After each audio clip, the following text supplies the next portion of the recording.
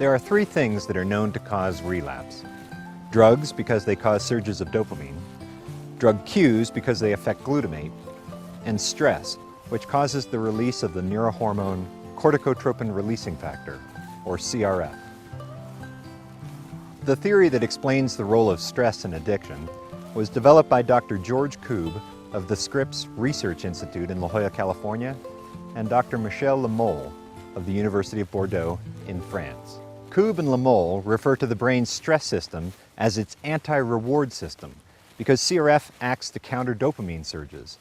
If dopamine gets too high, for instance during a binge drinking episode, the brain pushes back with CRF to restore balance.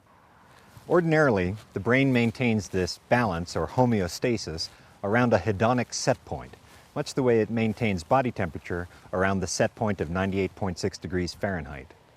During an infection, the brain resets its body temperature set point and we get a fever. The brain's hedonic system works much the same way.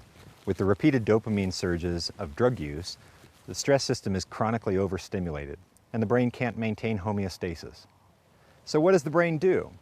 It gives up on homeostasis and reverts to what Koob and Lemole call allostasis. Allostasis is the process of regaining stability through change. And what changes? The brain's hedonic set point.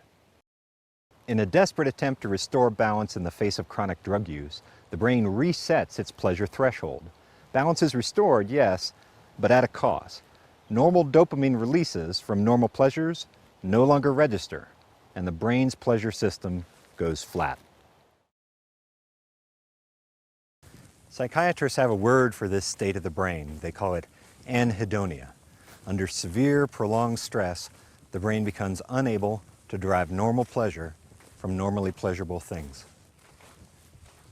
Since normal pleasures no longer register, this person is essentially pleasure deaf.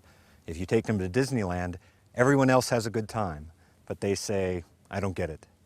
So what does register? Things that release so much dopamine that they reach the new pleasure set point. And what things do that? Drugs.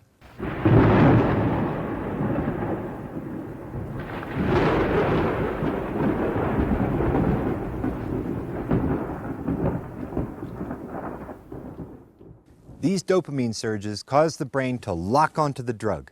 From now on, anytime the brain is stressed, it goes straight to the thing that it knows is best at relieving that stress, and that's the drug. And this connection of the drug to survival is below the level of consciousness. Relapse is a process that is underway long before the addict is ever aware of it. I think this goes a long way to explaining why addicts have a tendency to relapse at precisely the most inopportune moment.